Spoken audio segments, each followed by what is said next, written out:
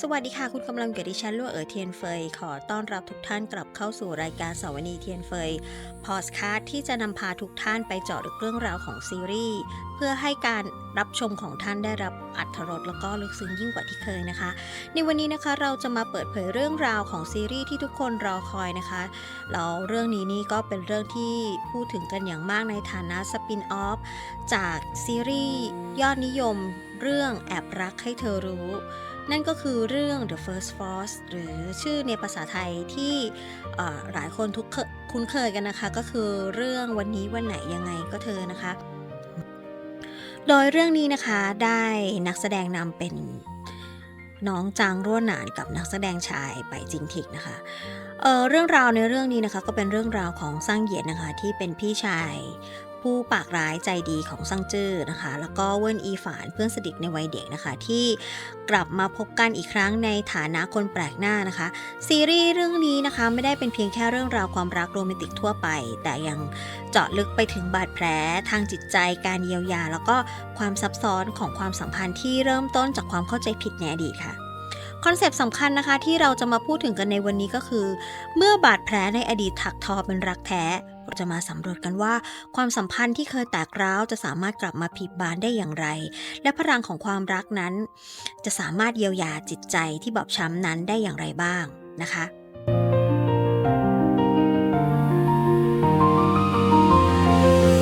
ปฐมบทของความแตกร้าวเมื่อมิตรภาพในวัยเด็กสลายกลายเป็นความบาดหมาง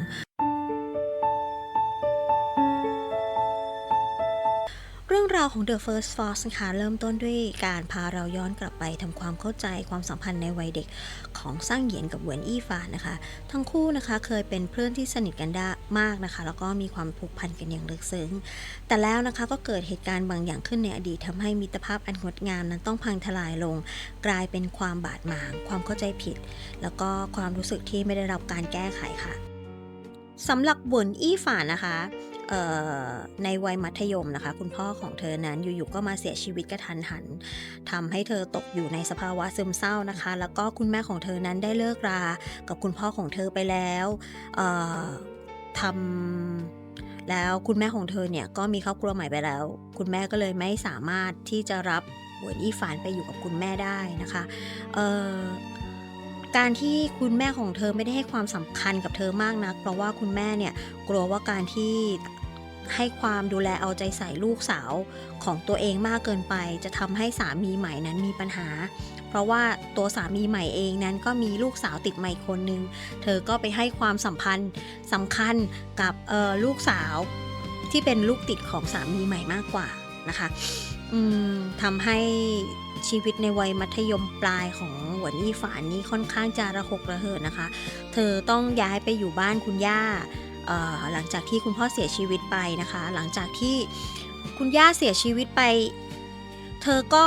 ต้องย้ายไปอยู่บ้านคุณลุงอีกครั้งนะคะแต่ว่าบ้านคุณลุงนี่ก็ค่อนข้างจะมีปัญหาอีกเพราะเธอมีปัญหากับป้าสะใภ้นะคะที่เขาเห็นเธอเป็นตัวภาระนะคะแล้วก็ไม่อยากจะแบกรับภาระในส่วนนี้นะคะทำให้เธอต้องอดทนเรียนจนจบม.ปลายแล้วก็เมื่อเธอเข้ามหาวิทยาลัยนะคะเธอก็ย้ายออกจากบ้านนั้นนะคะแล้วก็มาดูแลตัวเองตั้งแต่นั้นเป็นต้นมา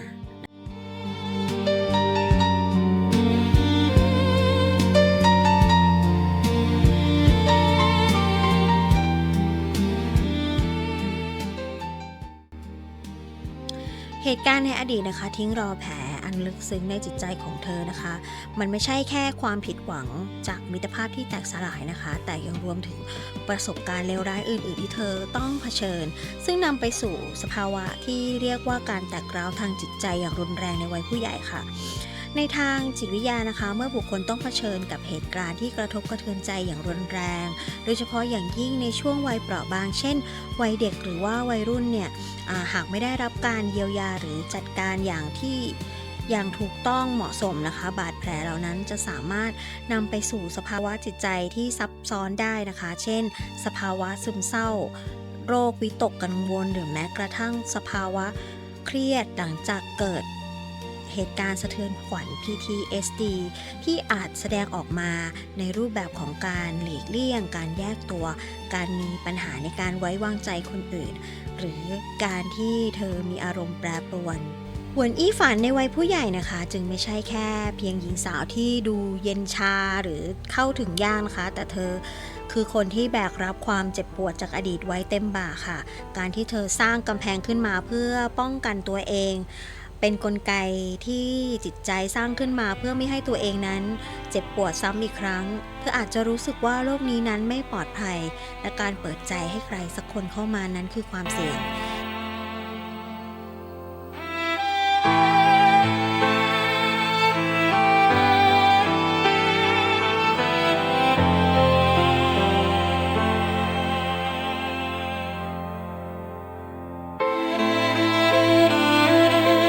การกลับมาของอดีตกับความหวังและบาดแผลที่ไม่เคยถูกเลือนเลือน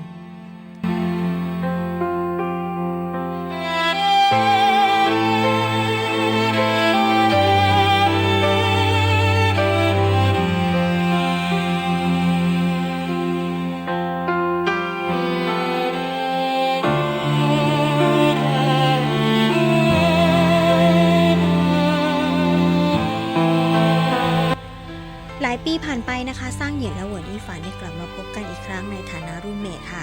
การกลับมาเผชิญหน้ากับอดีตที่ยังคงค้างคาทำให้ความรู้สึกเก่าๆนั้นผุดขึ้นมาอีกครั้งทั้งความทรงจำดีๆในวัยเด็กแล้วก็ความเจ็บปวดที่ยังไม่ได้แก้ไขนะคะสำหรับสร้างเหยียนนะคะการที่ได้กลับมาพบกับเหวินอี้ฝันนั้นทำให้เขาตระหนักถึงความผิดพลาดในอดีตแล้วก็ความปรารถนาที่จะทำความเข้าใจสิ่งที่เกิดขึ้น เขาเองก็ยังอาจจะมีปมในใจจากการที่มิตรภาพนี้ต้องพังทลายลง เธอหายไปโดยที่เขายังไม่ได้เปิดเผยความรู้สึกที่มีต่อเธอแล้วก็ความรู้สึกที่ไม่ได้ทำอะไรเพื่อแก้ไขมันในตอนนั้นนะคะในขณะที่หวนอี้ฝานนะคะการกลับมาของซั่งเหยียนนะคะคือการเผชิญหน้ากับบาดแผลที่เธอพยายามที่จะหลบเลี่ยงมาตลอดเธออาจจะยังคงมีความรู้สึกโกรธความผิดหวังแล้วก็ความไม่ไว้วางใจในขณะเดียวกันอาจจะมีประกายความหวังเล็กๆว่าความสัมพันธ์นี้นั้นอาจจะกลับมาเยียวยาได้นะคะ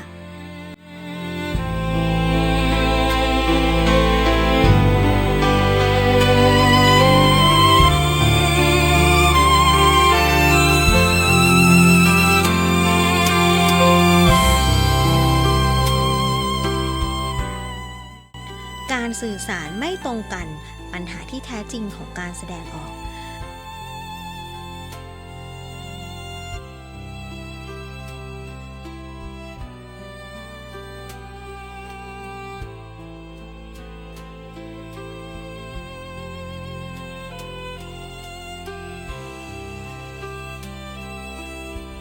หนึ่งในประเด็นสำคัญที่เรื่องนี้สะท้อนให้เห็นอย่างเด่นชัดก็คือเรื่องความบกพร่องในเรื่องของการสื่อสารนะคะโดยเฉพาะอย่างยิ่งทางฝั่งของสร้างเหยียนนะคะมักจะแสดงออกตรงกันข้ามกับสิ่งที่คิดเสมอเขาอาจจะเป็นคนที่พูดจาประชดประชันเย็นชาหรือทำหน้าทำตาทำท่าทีไม่สนใจนะคะแต่ลึกๆแล้วเขาเป็นคนที่เป็นห่วงใส่ใจเหวินอี้ฝานเป็นอย่างมากค่ะพฤติกรรมแบบนี้นะคะอาจจะเป็นรูปแบบหนึ่งของการกลไกการป้องกันตัวนะคะแล้วก็คือการที่เขาแสดงตรงออกการแสดงออกตรงกันข้ามกับความรู้สึกจริงๆหรือหลีกเลี่ยงเพื่อปกปิดความรู้สึกที่แท้จริงก็เพื่อปกป้องตัวเองจากการถูกปฏิเสธแล้วก็ความเจ็บปวดการที่เขาไม่กล้ารู้สึกอ่อนโยนออกมาตรงๆอาจเป็นเพราะการที่เขาไม่คุ้นชินกับการแสดงออกอย่างนี้นะคะเขากลัวว่าจะถูกมองว่าตัวเองอ่อนแอค่ะ สำหรับเหวินอี้ฝ่านนะคะผู้ที่มีบาดแผลทางใจอยู่แล้วการศึกษาไม่ตรงการสื่อสารคัดนะคะการสื่อสารที่ไม่ตรงไปตรงมาของสร้างเหยียนนะคะยิ่งทำให้เธอสับสนแล้วก็ยิ่งสร้างกำแพงสูงขึ้นไปอีกนะคะเธอต้องการความชัดเจนความจริงใจแล้วก็ความเข้าใจซึ่งเป็นสิ่งที่คนที่มีบาดแผลทางใจต้องการเพื่อที่จะรู้สึกปลอดภัยนะคะซีรีส์นะคะจึงพาเราไปสำรวจว่า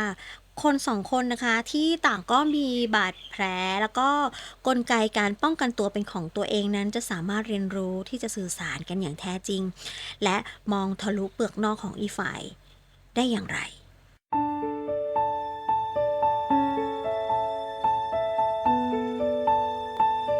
พลังแห่งการเยียวยาการเติบโตด้วยความรักและความเข้าใจ เมื่อเรื่องราวดำเนินไปนะคะ ทั้งซ่างเหยียนแล้วก็เหวินอี้ฝานต่างก็ต้องเผชิญหน้ากับตนเองแล้วก็เรียนรู้ที่จะเติบโตเป็นผู้ใหญ่ที่เข้าใจแล้วก็ยอมรับในความบกพร่องของตนเองและผู้อื่นได้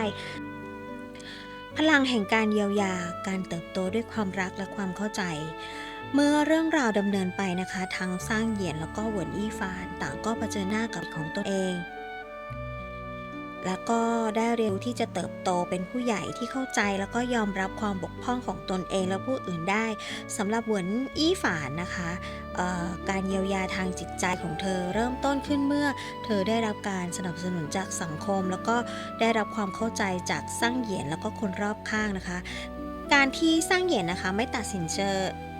คันนะคะการที่สร้างเหยียนไม่ตัดสินเจอจากอาการป่วยหรือพฤติกรรมที่เกิดจากบาดแผลในอดีตนะคะแต่เลือกที่จะอยู่เคียงข้างแล้วก็รับฟังแล้วก็พยายามทำความเข้าใจกับสิ่งที่เธอเป็นคือกุญแจสำคัญนะคะที่ทำให้เธอกล้าที่จะเปิดใจแล้วก็เผชิญหน้ากับความเจ็บปวดกระบวนการนี้นะคะสะท้อนถึงแนวคิด post traumatic growth นะคะหรือการเติบโตหลังบาดแผลทางใจซึ่งหมายความว่าการที่บุคคลสามารถเติบโตเรียนรู้แล้วก็แข็งแกร่งขึ้นจากประสบการณ์ที่เจ็บปวดนั้นแทนที่จะจมอยู่กับความทุกข์เหวินอี้ฝานนั้นค่อยๆเรียนรู้ที่จะยอมรับตนเองเธอค่อยๆให้อภัยอดีตแล้วก็เปิดรับความสุขที่อยู่ตรงหน้าค่ะความรักที่ค่อยๆก่อตัวขึ้นระหว่างสร้างเหยียนกับเหวินอี้ฝานนะคะไม่ใช่เพียงแค่ความรักแบบหนุ่มสาวแต่คือความรักที่สามารถเยียวยากันและกันมันคือการที่คนสองคนนั้นต่างเติมเต็มในสิ่งที่ขาดหายไปในชีวิตของอีกฝ่าย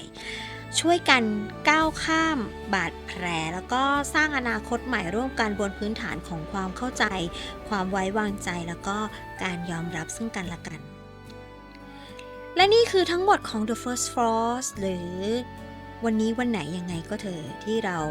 ได้นำพาทุกท่านมาเจาะลึกทุกแง่มุมทั้งบาดแผลในอดีตการเยียวยาแล้วก็พลังของความรักความเข้าใจนะคะซีรีส์เรื่องนี้นะคะสอนให้เรารู้ว่าไม่ว่าบาดแผลในอดีตนั้นจะลึกซึ้งเพียงใดไม่ว่าการสื่อสารจะยากลำบากสักแค่ไหน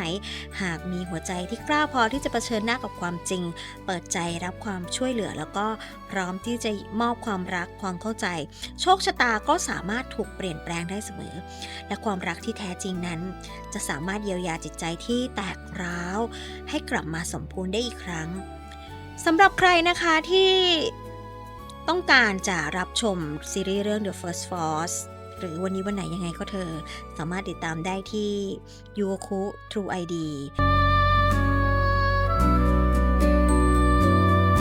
หวังว่าการวิเคราะห์เจาะลึกในวันนี้นะคะจะทำให้ทุกท่านเข้าใจแล้วก็ซาบซึ้งในซีรีส์เรื่องนี้มากยิ่งขึ้นนะคะแล้วก็หากใครที่ชอบคอนเทนต์แบบนี้นะคะก็อย่าลืม Subscribe กดไลค์กดแชร์เป็นกำลังใจให้กับพวกเราด้วยนะคะแล้วก็พบกันใหม่ในตอนหน้าวันนี้ก็สวัสดีค่ะ